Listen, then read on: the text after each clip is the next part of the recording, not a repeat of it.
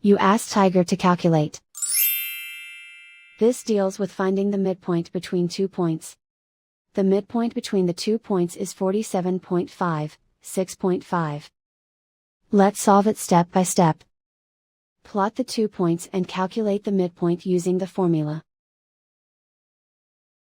The coordinates of point 1 are, x1 equals 78, y1 equals 20. The coordinates of point 2 are, x2 equals 17, y2 equals -7. PM represents the midpoint of the 2 points.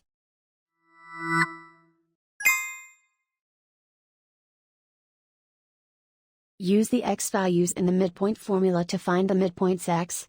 x1 equals 78. x2 equals 17.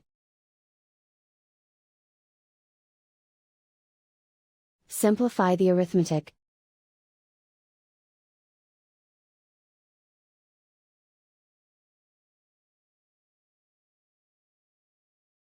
Use the y values in the midpoint formula to find the midpoints y.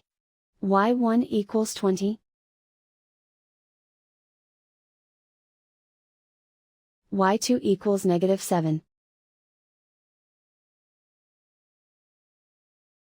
Simplify the arithmetic.